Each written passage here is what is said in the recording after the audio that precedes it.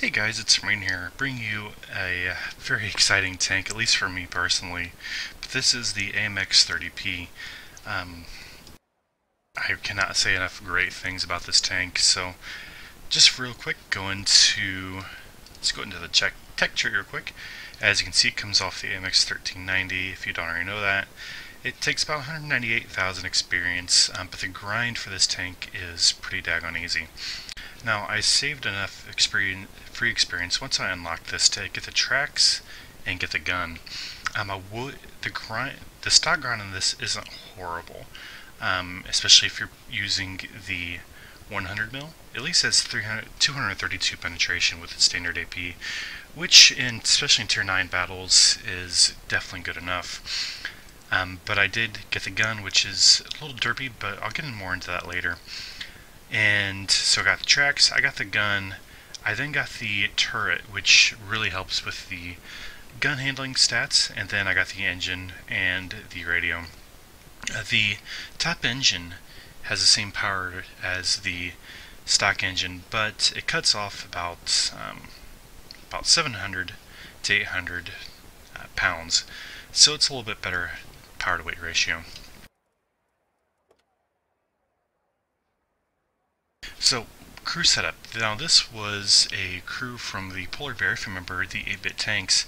And so when I got it, I just trained up that crew, put it in the 1390, started training it again, and now put it in this tank. And, well, actually I put it in the CDC, and then I put it in this tank. But as far as crew skills go, with my commander I have 6th, BIA, Recon, Camouflage.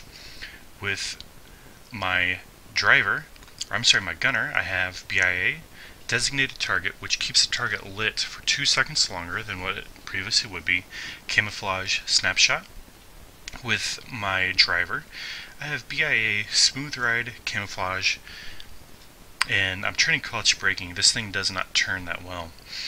And for my loader, I have BIA, Safe Stowage, Situational Awareness, which is another vision skill, and training up Camouflage. This tank feels like it's probably the most stealthy tank, tier 9 medium in the game. It definitely feels more stealthy than the PTA, which is a favorite tank of mine until this came along. And maybe not as stealthy as T-54, but I love this tank way more than I will ever love that tank. Now the gun is 105 mil. It has 6.06 rounds per minute, 260 pen with its base APCR round, with 320 heat. Now the APCR round is only about 10 meters per second slower than the fastest round in the game. This is awesome when it comes to being able to hit targets at range and everything else. Accuracy is 0.33, which is absolutely phenomenal. The game time is 2.3. Now this, it doesn't feel like 2.3. Even with the equipment I have on here. It feels a lot closer to 3 seconds, but that's just because of the dispersion of the gun. It really is pretty bad.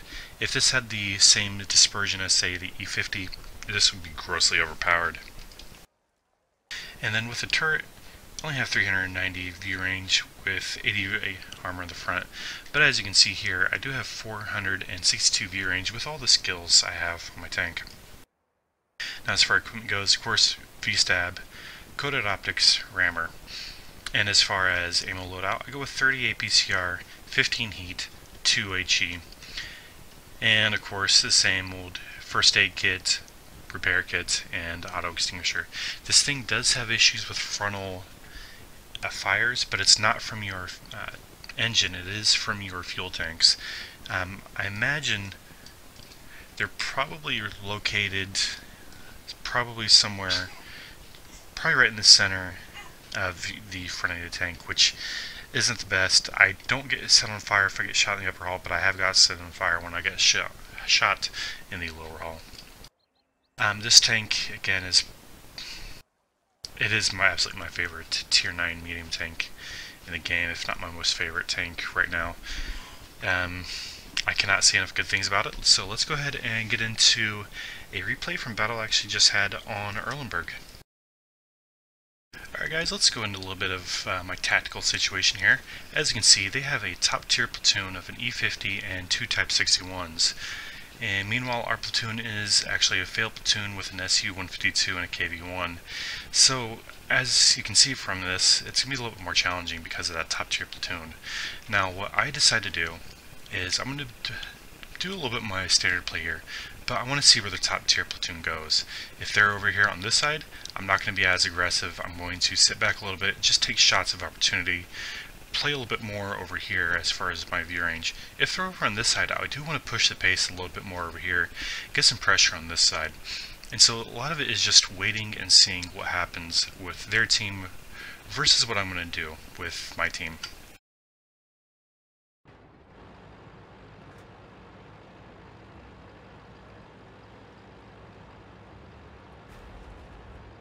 Alrighty, you can use this bush right here, which I'm going into, to get some good spotting.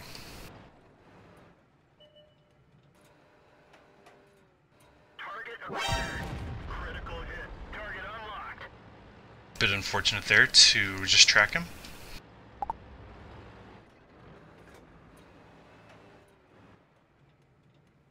Critical hit. And another crit for no damage on the Type 64.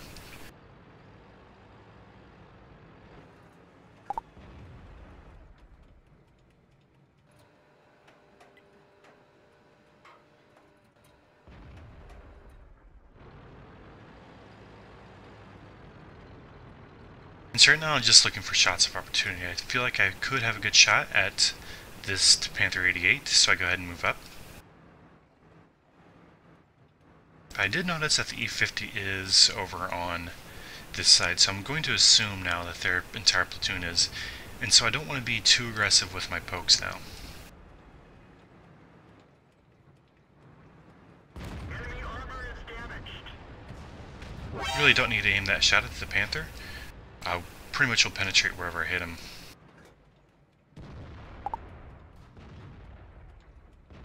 Enemy armor is hit. So now I'm just going to use the view range that the 1390 is getting to get some shots into these guys. Enemy is hit. And with 260 pen, it really doesn't matter where I hit the Tiger II. As long as I don't hit an auto bounce angle, I will penetrate.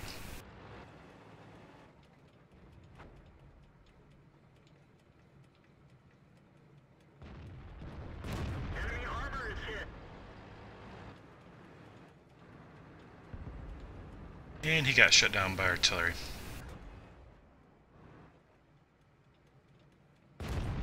Gotcha.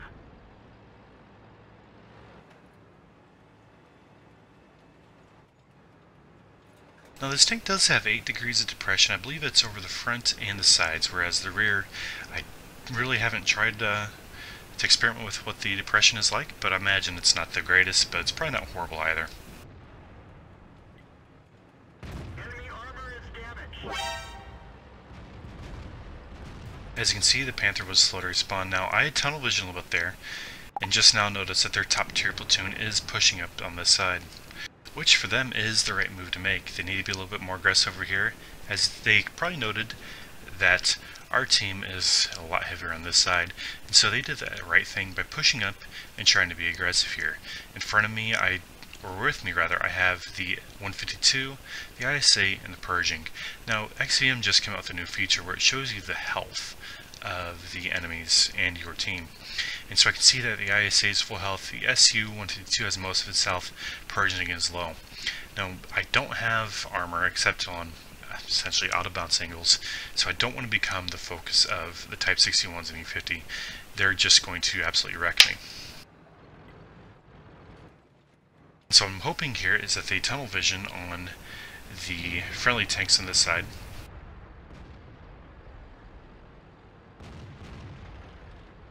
And as you can see, they are focusing the Purging, which as a platoon is the right thing to do. You can focus your fire, and you can utilize your platoon's ability to communicate. And so what I do here is I disengage and get a different angle on these guys.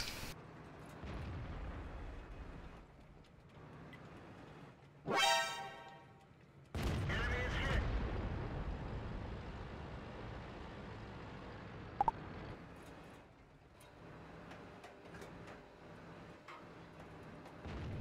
Enemy armor is hit.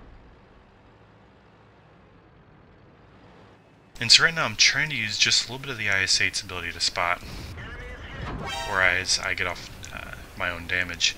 As you can see, I did bounce a shot there from the 61, and they're now, a lot of them are pretty low health. Really don't need to aim too much at the 61, I just need to hit him, and I will penetrate.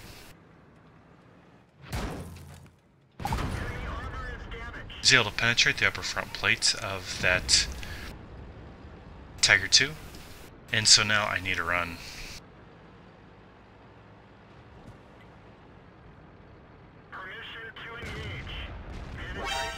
And not gonna lie, I dodge a lot of shots here. Target unlocked.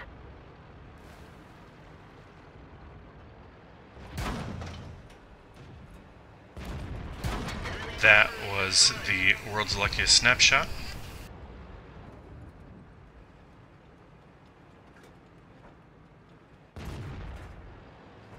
That was a low risk, high reward type shot. And same with this one right here. Assumed that he was going to poke, and as you can see, that went nowhere near the center of my reticle.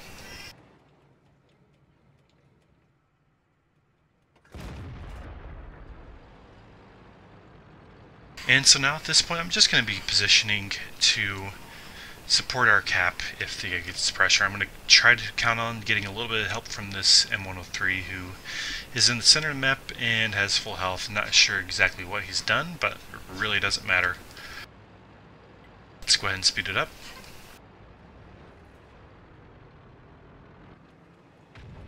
And so right now I'm going to use the M103 to do my spotting. I'm going to flex a little bit to the back, try to use some of these bushes to try and get camouflage and spot on the cap. And what I notice up in front of me is there's a little bit of a terrain rise where I can use it to go all down.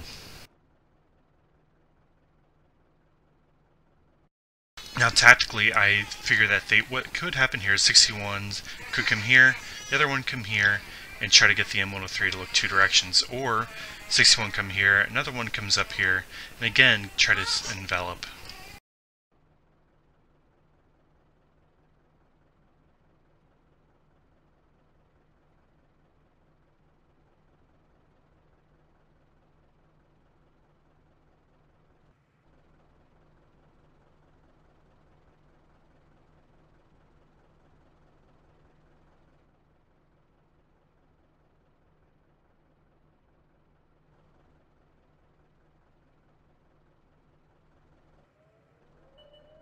As you can see, one of them is on cap, and I'm going to correctly assume here that this 61 is going to try to get a rear shot on the M103. Able to take him out. Now I could have been a little bit more aggressive, but there's a chance he could high roll me and kill me. And that's more or less all she wrote. And the IS-3 spots the already and gets the kill. Alright, as you can see, this was only a second class badge, but of course got the fire effect bruiser, and I earned the high caliber. With overall though, I did 5,028 damage for a base experience of 1,194, and I did 751 detecting. Credit wise, earned 36,000. All in all, I can't complain about everything. This was an absolutely fun battle, and I feel like I got to really showcase this tank's strengths when it comes to a little bit of camouflage, its ability to flex, its ability to just utilize its gun, and its absolutely fantastic DPM. This is a little bit of a tank review and a little bit of a decision battle, and I hope you enjoyed.